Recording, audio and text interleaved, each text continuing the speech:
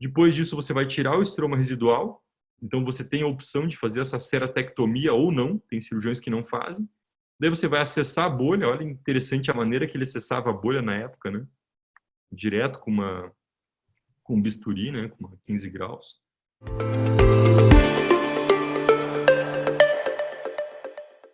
Esse é um vídeo do estudo do Emor.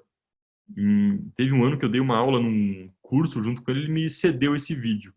Então, trepanação parcial, sem penetrar, claro, com uma agulhinha de insulina, ele injetava a bolha de ar lá no estroma profundo para formar uma bolha grande, ó, tá vendo? Foi uma Big Bubble tipo 1, que começou no centro, tem as bordas esbranquiçadas. Depois disso, você vai tirar o estroma residual, então você tem a opção de fazer essa ceratectomia ou não, tem cirurgiões que não fazem. Daí você vai acessar a bolha, olha, interessante a maneira que ele acessava a bolha na época, né? Direto com um bisturi, né? Com 15 graus. E daí você vai usar um instrumento para proteger a DCM embaixo, ou a pré-DCM, para ir fazendo a excisão desse estroma residual, né? Como ele está fazendo aqui. Então aqui ele já expôs a camada pré-DCM, né? Se fosse aqui só DCM com esse tanto de tração, já tinha rasgado, né? Então a bolha tipo 2 é super perigosa. Mas aqui a bolha tipo 1 com a camada pré-DCM é tranquila. E depois coloca a córnea e sutura de acordo com a preferência do cirurgião, né? Então aqui a publicação do Emor de Big Bubble foi com 181 olhos de Big Bubble. Isso naquela época foi realmente incrível, né?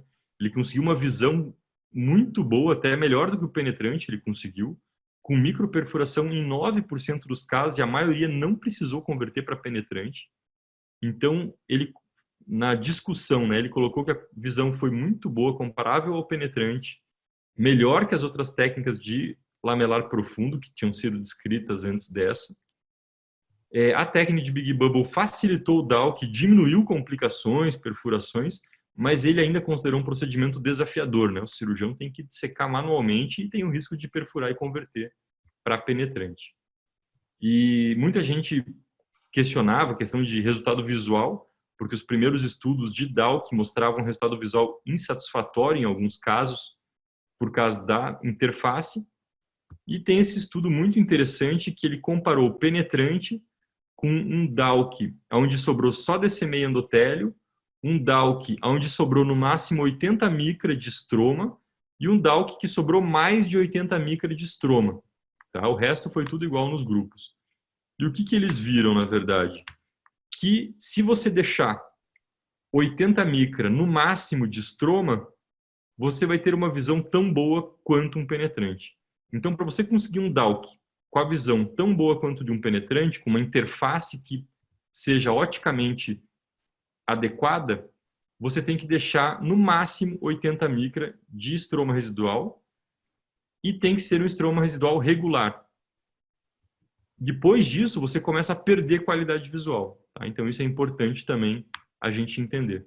Aqui é um outro estudo que comparou você deixar só a DCM ou a pré-DCM ou deixar um pouco de estroma, né? A técnica do Meres é aquela manual que deixa um pouco de estroma. E eles acharam a mesma qualidade visual, tudo igual, nos dois grupos.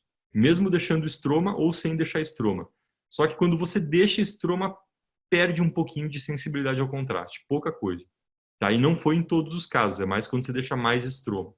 Tá? Então isso é importante entender também desses pacientes.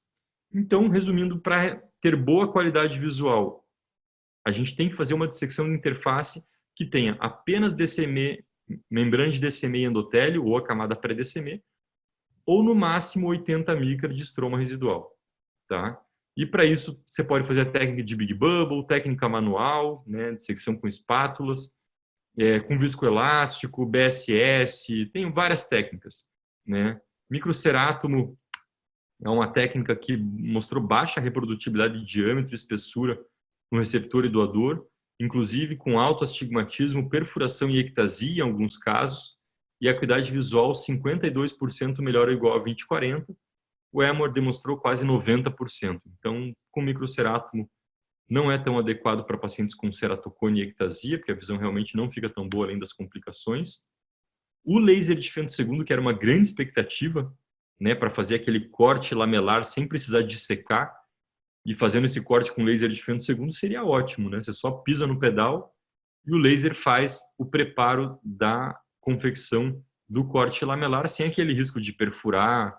Então a gente imaginava que o laser de fento segundo seria demais para o lamelar anterior profundo, porque seria muito mais seguro, né? Sem aquele risco de perfurar e ter que converter para penetrante.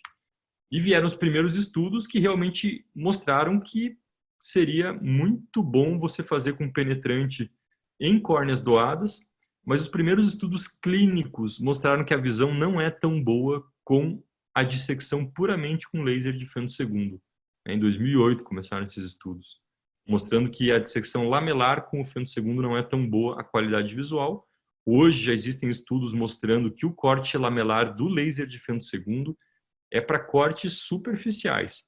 Se você está fazendo um corte mais profundo do que 200, 250 micra, você vai começar a perder qualidade visual e não oferece resultado tão bom quanto um Big Bubble ou uma dissecção manual lá embaixo, bem profunda.